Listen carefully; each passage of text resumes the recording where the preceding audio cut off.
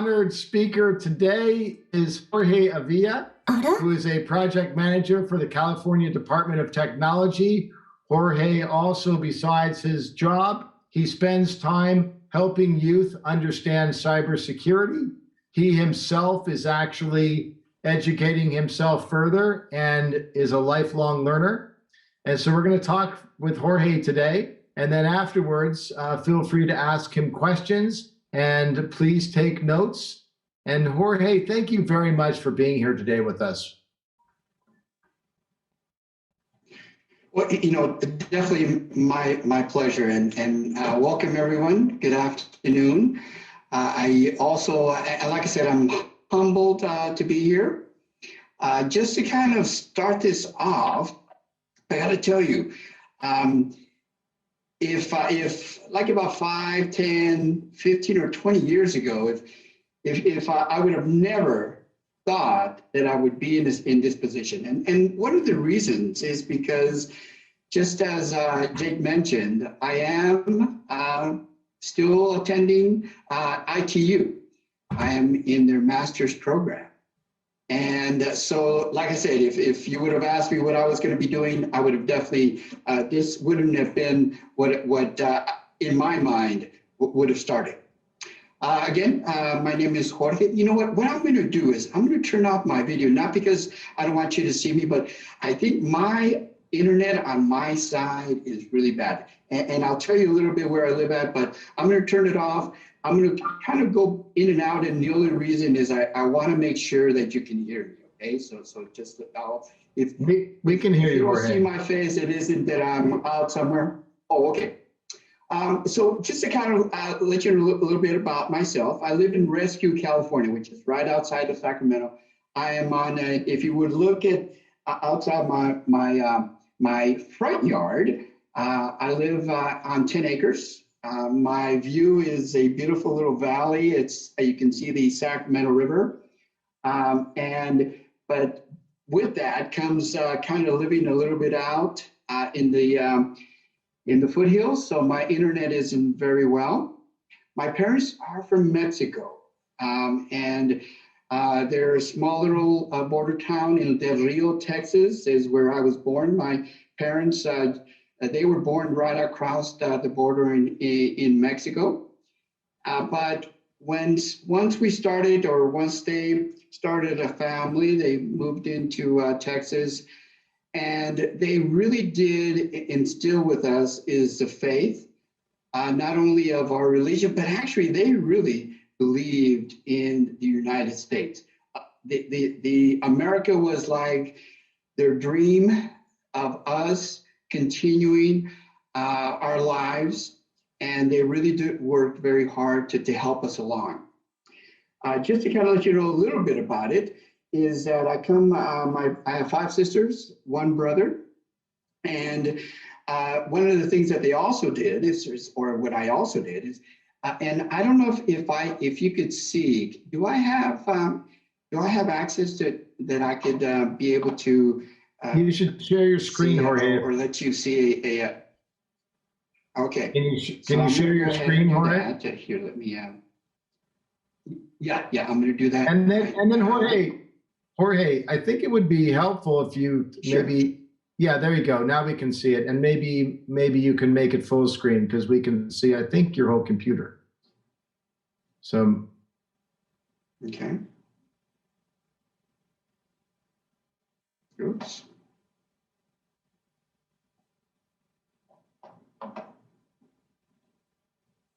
Can everybody see that okay? Yeah. Okay, great. Somehow, oops. I'm running a couple of laptops here. Okay, so well, did you want to say anything else, Jake? I'm sorry. Oh no, I just as to what you and I talked about, maybe a little bit about your career path and where what you've done and what you're doing with the students that you're giving back to, that type of thing. But your background is great. I think it's helpful for us to know background. So thank you very much. Right. And the reason why I wanted just to give you a brief is that my my background, and how my parents kind of helped us along. I think is kind of built up to where I'm at right now, which is a life learner. That's really what the takeaway from this is. We lived in Texas in a small little border town, as you can see down here, and we would travel each summer. We would start and we would go to Utah. And then from Utah, we would do some harvesting there. Well, our whole mission was, or what we would do is we were market farm workers. So we would follow the crops, and then we would go to Idaho, and then we would come back into Sacramento, California, and then end up back into Del Rio. And our summers were really, that was it. It would be approximately anywhere from 4 to 5 months of working 10-hour days out in the fields. And I started when I was at 10 years old working. And so that work style, or that, that kind of work ethics, was instilled in me and my parents, and really said, you know what, you got to work, you got to do this. You also have to give back, and I think that's where now, as I am now building and kind of live my life, giving back is something that is very important for us and for myself. If I can do a real quick video, let me see if I can open this up. One of the things that I've done is to be giving back. I run a nonprofit organization, which is Latinos in Information Technology Association, and all our mission is to get Latinos into the IT field. And so what we do is we encourage, we want to go ahead and have them go in through stay in school, and then hopefully eventually be able to go into the IT field. Like about 3 or 4 years ago, we started to do cybersecurity boot camps. And with that, we did do, maybe my internet is a little kind of slow over here, but we did do a cybersecurity boot camp at ITU, and this was like about 3 years ago. And we had it at your older campus. And so again, we kind of encourage, we motivate, and we try to ensure that that we at least have these kids understand, and also really get in touch with individuals that can mentor them, so then they can continue on to in their education, and then eventually be able to go into anything. As you probably already know, I mean, in the IT fields, there's you can go into from HR all the way up into programming and everything in between.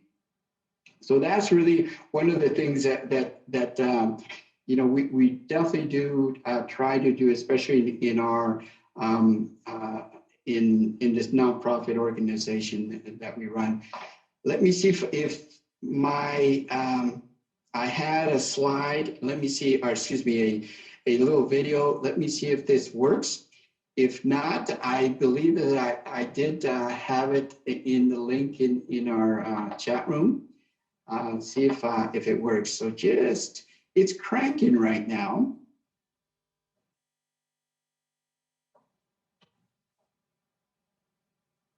Yeah, it might not, because sorry about that. Yeah, I don't think that's really going to. Jorge, that.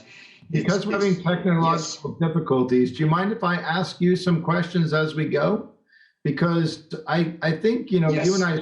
you and I spoke before, and I think there are some things that are some key points here. Tell us a little bit about. So I think not everybody in this room right now, and maybe if your computer's not working, we don't need to share the presentation deck. You and I maybe could just talk through your experiences. So do you maybe want to stop sharing the screen, and then you and I can just talk? Yes, let me, yeah, let's, yeah, that works. Let's do that, because like I said, it's probably best. So go ahead. Sure. You want to stop sharing your screen, maybe? I think you have to stop sharing your screen.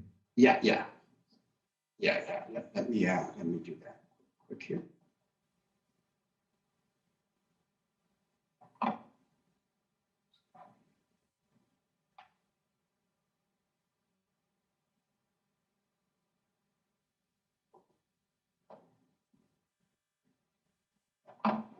And if it's not working Here, for let you, me,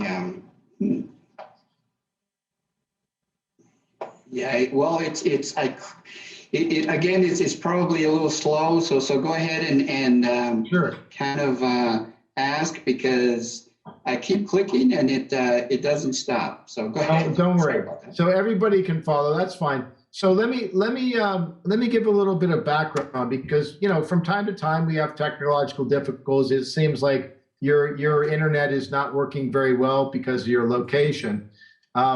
So one of the things that Jorge was discussing that I think a lot of the people here in this Zoom meeting don't know is what is a migrant worker, and what is somebody who has that background, right? That's right. That's what you were saying that happened, right? When you were a child. Did your family come from Mexico into the United States? Is that what happened? Yes. They were in the States. We kind of one of the things that for them, at least my parents, my dad, even though he did work, he wanted a little bit more for us. Mm-hmm. So then that was the another quicker way for my parents to get a little bit more income is by us helping them, work with them as well. So that's the part of it. And Jorge, did you as a migrant farm worker it is can you explain to everybody, because it's actually a very hard life that you entered, that your parents tried to create a special new life for family, and I think that's missed in terms of the earlier conversation. So I want people to understand the difficulty. So as an immigrant in the United States, your family came here for a better opportunity, basically. And the family had to work in the fields, which is a really hard physical labor job, right?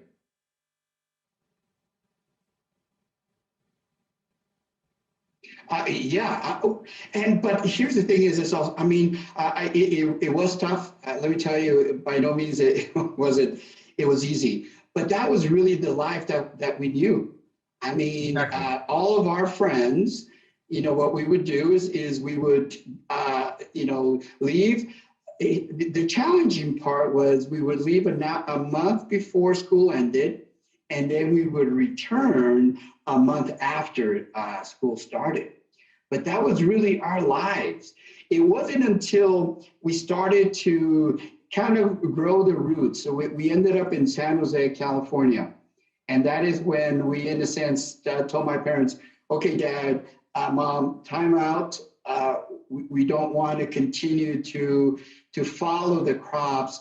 Let's just stay in one place and build, roots and build a little bit more and then hang out with friends and so on, and not necessarily have to be moving out every 6 or 7 months. And Jorge, I want to explain, because a lot of people in this call are not aware. So you worked in the fields, you worked with crops, you worked with produce, you helped bring in, in the heat, we're working in the fields of the farming fields, right? And you changed, you said something that really struck a chord with me, which is wonderful, that your parents wanted a better opportunity for you. So can you explain to us kind of that next step, where you went and got your education, what you were able to do to become now you're working for the California Department of Technology. And a lot of people would say, okay, how does a kid who came here, you know, family came up from Mexico, you worked in a very, you know, difficult physical labor job, and then your family was able to allow you to have an opportunity to get to where you are now. Please tell us a little bit about that, how you were able to get to work for the California Department of Technology, that stage. Yeah. So again, my parents, you know, didn't really have a lot of education. Their thought was just to be able to you know, get us here in the U.S., set us up, and then eventually we would kind of you know, build or grow into a profession and so on. I'm the first one to ever even go to college in our family, and I actually didn't really know anything. And where we lived in San Jose was not like the nicest places. We lived in a very tough neighborhood.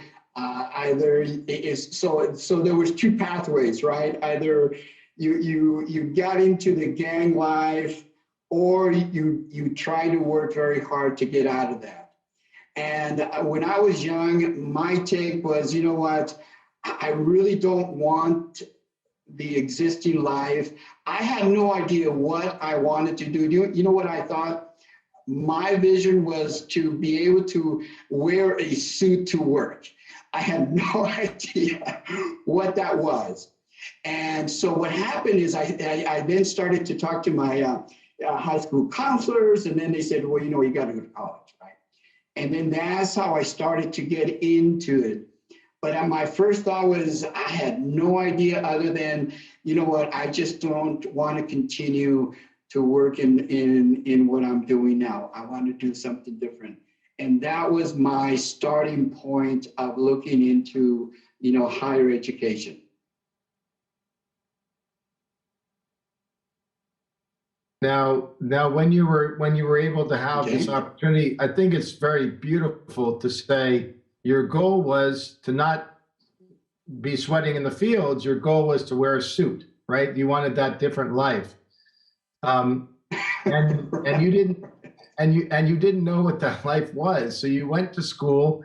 What did you tell us about what you studied? How did you get attracted to what you studied? And how did you end up working where you work now? Okay, and this goes back to, I believe, what my parents gave us, or gave me, and all my brothers and sisters, is that ability to just jump in and kind of, with the grace of God, you just not really worry too much. So what I did is I went into you know, the community college, and again, you kind of get the sense where they kind of steer you. I really wanted to go into the accounting field. For some reason, I felt that was pretty cool. That was what my goal. But my counselors looked at me, and they actually looked at also, you know, let's face it, my in just going to school for, you know, if you eliminate 1 month ahead and 1 month at the very end, you do lose a lot of schooling. So they steered me towards being a policeman, which actually, to me, it started off. That's where, so I have a BA in criminal justice. That's what I got. I went into criminal justice. I mean, I was in the police force, but you know, one thing is, that was not me.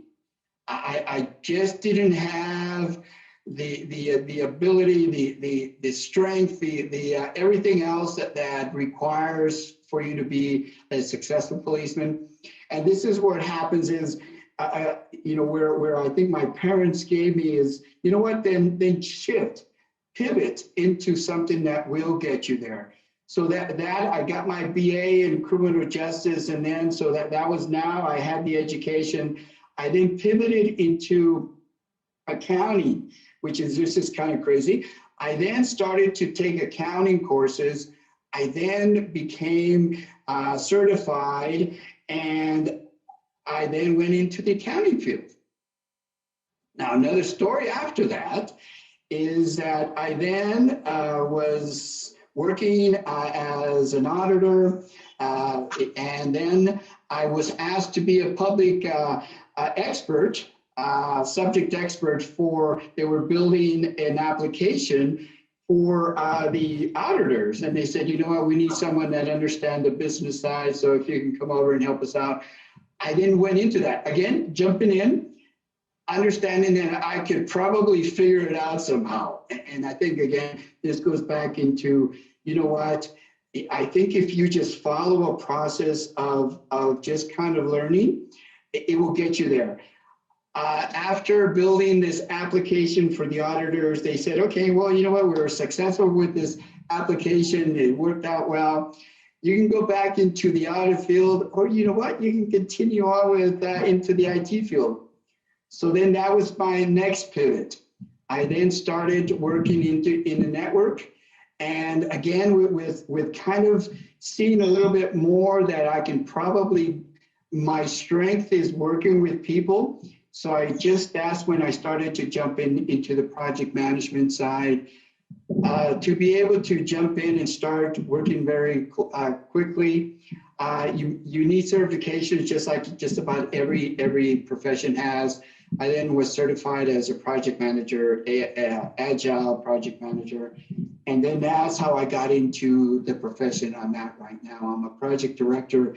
I manage the largest or some of the largest projects for California.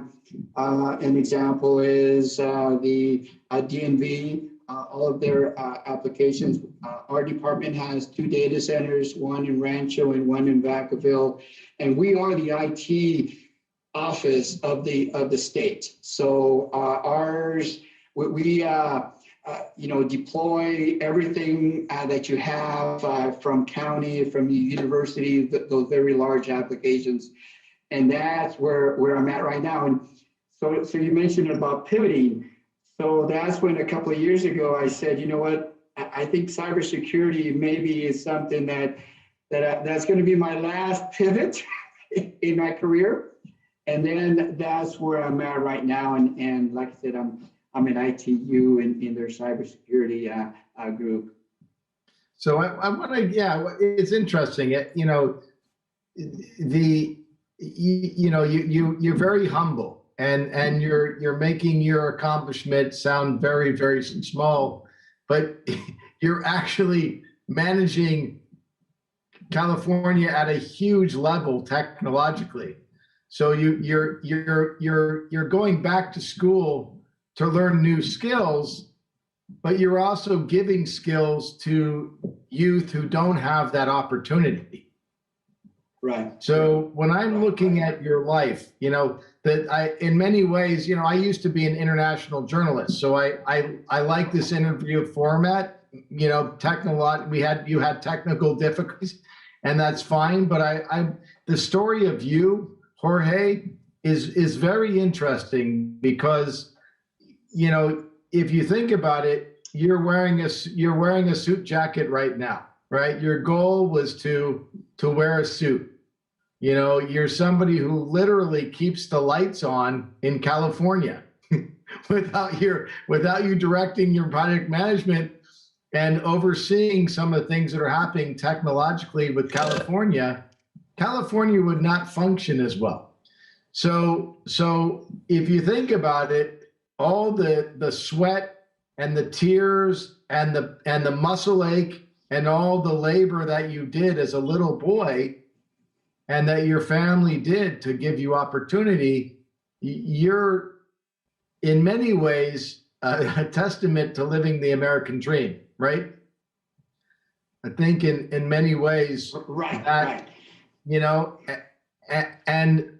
And the part that I would love to hear about now is, and by the way, the students are going to ask you questions in a second. I'm going to stop asking you questions and they're going to ask you questions. But I just want because I had the good fortune of speaking with you before, I know your life journey. I know what happened to you. So I'm able to give a little bit of insight and context. When you got to the position that you're at, it's a good position. You have a nice job, you have a comfortable situation. You're always looking to make improvements. And the improvement that it seems like you're trying to make now is, hey, cybersecurity seems like it's a big deal. It's probably going to be here for a while. I'm going to get into it, right? So where is the part, Right. where is the part where you give back to students? Because you didn't have opportunity as a kid, you made opportunity. Tell me about what happened to make you figure out how to give back. Tell me a little bit about that, please. Right. And I think this goes back, and let me tell you, without my parents, obviously I wouldn't be here, but I think they really did instill the fact that, I mean, we lived in that little border town, Del Rio, and there was a lot of people that were wanting to cross. There was actually the Rio Grande, and so they would cross over. We were like about a mile, half a mile from the border, and people would be. When you say crossover, and my mother would literally. So when you say crossover, I just want everyone to understand, crossover from Mexico into the United States, right? Correct. And it was normally, it's not your normal where you have, papers to go in and out of the United States. These were people that were illegally crossing over. Okay. And my parents, my mom especially would just give them either whatever they needed, either some water or some food. So I saw the fact that they would give back. And so I've always felt that whatever I can do to just elevate or just help someone is something that is, because my mom would always, my dad would say, hey, why are you giving this, or why are you doing this? Because it's the family thing. But my mom would always say, it's not just about, you giving up on something that you have to somebody else. It's really the feeling that you get when you help somebody. And so that's the feeling that I get. So when I do, my organization, Lista, when we do give back and we do it, we have quite a bit of sponsors. We have a nice little budget, and we support. But the best that anybody gets, other than the students just continuing on with their career and whatever their goals are, what gives me is just that fact that I'm able to help. And just that itself is tremendous. Being able to feel, that is, to me, is a feel-good moment, is when I'm able to hear that one of our students is now graduated from Chico State, like about 6 months ago, that kind of we helped them along, and now they're working at SAP or another university. That to me is what's giving. And I think this goes back again to what my parents, and also even when I was growing up and going to school, I would have really loved it. I would have really appreciated if somebody even would have just said, you know what, don't waste too much energy on this. It's a little easier if you go to the left and then to the right. If I would have that, I think, it would have really helped a lot. And that's where I'm also trying to fill that void. It's just helping somebody that to make it a little easier for that individual to fulfill their lives. And that to me is what drives, and the passion that I have is what drives all of this, to help. Well, thank you, Jorge. Now I'm going to stop asking questions because now everybody knows kind of knows the life trajectory from where you started and where you've gone. And I myself also am a lifelong learner, so I appreciate that. I think it's always important for us to be aware of opportunities and other things that are happening in the world and understanding different people and different ideas and cultures. So with that said, I'm going to open this up to the students to ask you questions. Please feel free to ask Jorge some questions.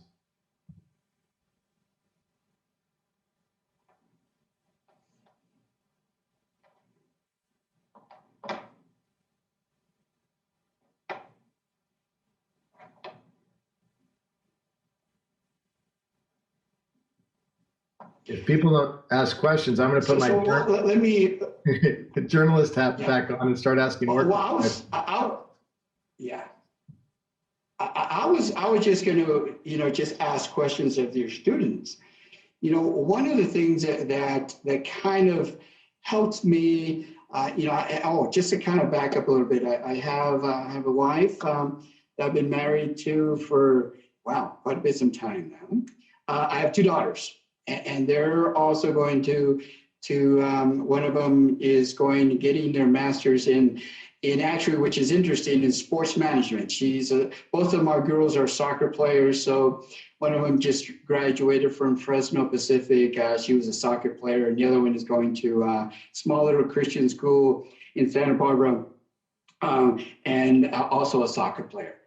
And so, and one of the things that I've always tried to do is give my girls, because I have two girls, is that drive and that opportunity for them to kind of start building their own. What is it that you guys do to really start identifying who you are, and also what drives you to not just study the book, but what is driving you? And I'll just open it up to everybody. It's very open-ended, but what drives you to be where you're at right now?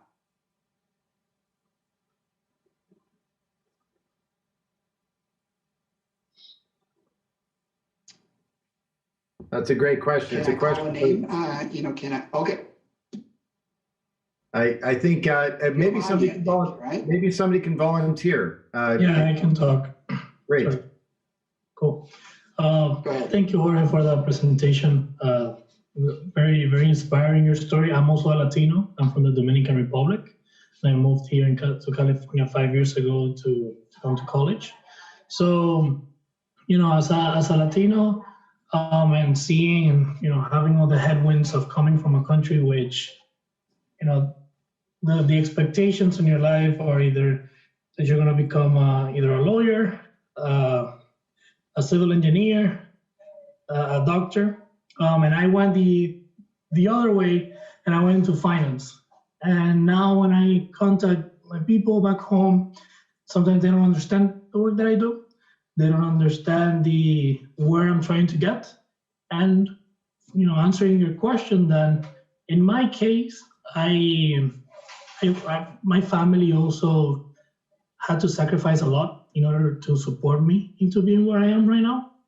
And my drive is to return a little bit of that effort back to them, into supporting them, whether it's at the economic level, but even further than that, making them, be proud of the sense that their effort was worth it, and that I was able to, to have a leadership role here in California, in the company where I work, and continuously improving on that position. Giovanni, thank you very much for that. And one of the things, as you probably already know, Giovanni, that the U.S. has some great,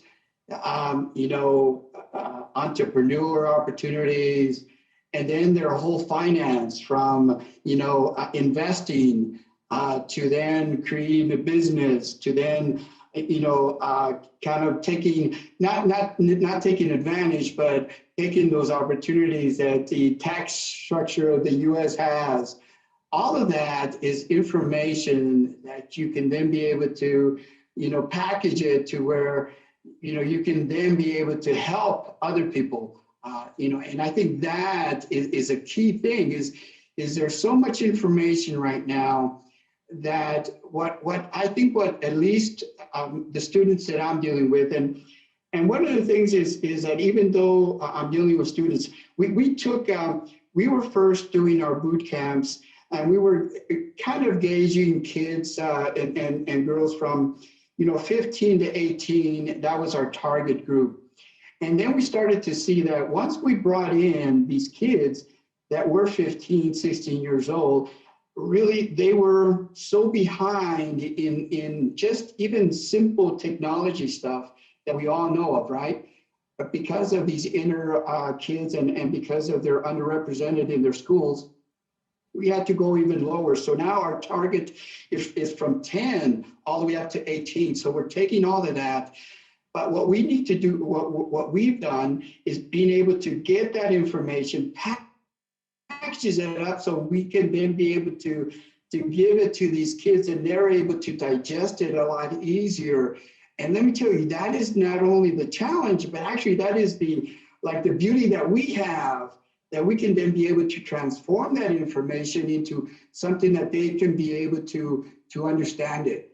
And I think that really is the key, especially when you bright guys and women are taking in all this information, but always try to remember that maybe there is some group that would love the information that you have studied in this huge book, but then be able to translate it into something that now these individuals, kids, are able to understand it and digest it. So I think that's a great opportunity.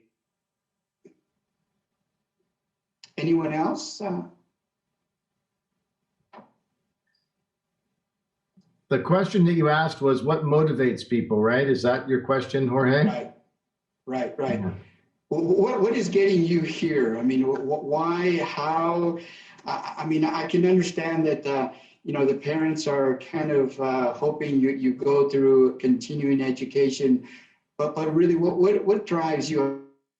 I see a cat in front of me and is looking very intensely at me. I'm thinking that maybe Shihui? Is that who it is? Yes, that's me. Okay. So what drives you?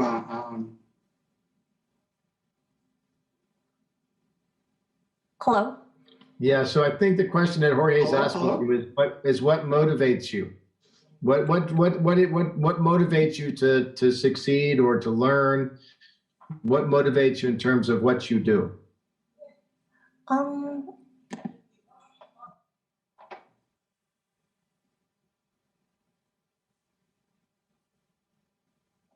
Sorry, give me 1 sec. I'm just trying to get a better connection. Oh, sure. We can hear you very well. Oh, so okay. If we can look at the cat when you're answering, that's fine. We can hear you very well. I think definitely my family is a big part of it, since I'm the only child of the family. Yeah. I think you're not alone in that regard. Jorge, let me ask you maybe one final question. Does anybody have a question for Jorge? Sure. Anybody have a question for Jorge? Okay. I want to ask one question. Okay, Jorge, here's your question. This is your final question. Go ahead and ask the question. Okay. Thank you. My name is Bhupinder. So my question is, in future, if we want to apply for a job with California Water or such prestigious place, what is the biggest thing they look for in a new candidate? I think there's a tremendous amount of opportunity working for the state. And, it's one thing about with the state is that they give you very good benefits. And the reason why I start off with that is because the job is there. You're not going to get paid, as a private, entity. I think some of these very large, companies are paying very good entry level positions.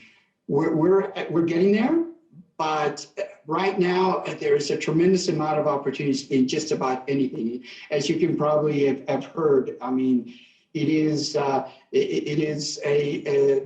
lot of need out there, and it's just about anywhere because remember the state, whatever you do with the state, which is water, electricity, everything that you have, the state has to do something, it has to be involved in it somehow. So if you like, I can send Jake my information, and we can definitely, I can connect you to, whatever specific information or jobs that you're looking for, and be able to connect you with someone, and definitely will help you out. The state is always looking for great people. Yeah, sure. I would want that. Okay. Jorge, I wanted to say thank you so much. I think that last bit of offer that you gave is a really beautiful one. And, Right. from a personal standpoint, and as a professional standpoint, I think Giovanni really said it when he said, your story is very inspiring. What you've done is a lot of hard work, and you're doing what you love. I think to be able to not only have a goal and achieve it and exceed it, I think in many ways you've exceeded the goal that you set out for yourself. And, right. I think it's certainly an honor to speak with you again. I'm excited to see what you do with your new learning, of course. But thank you for spending time with us tonight. I know this is your Saturday night, so thank you for giving up time away from family to be with us. I'm going to see, is it possible to stop sharing your screen? And then I'm just going to take a picture. I'm going to take a picture of everybody. So here, let me see here.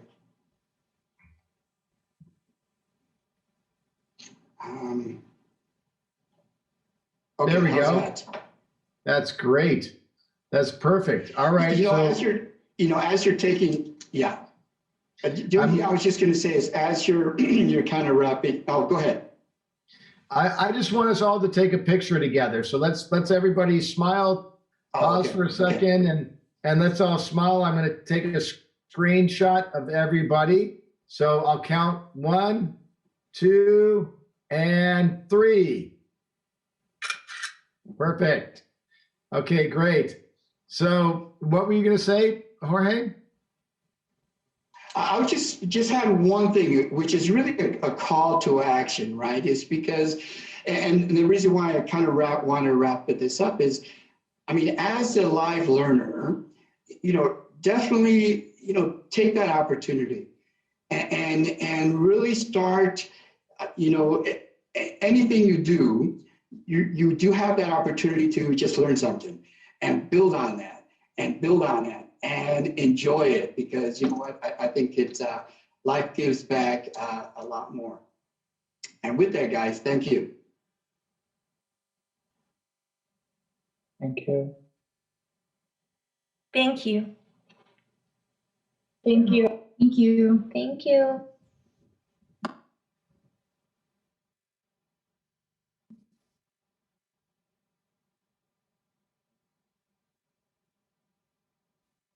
We can't hear you.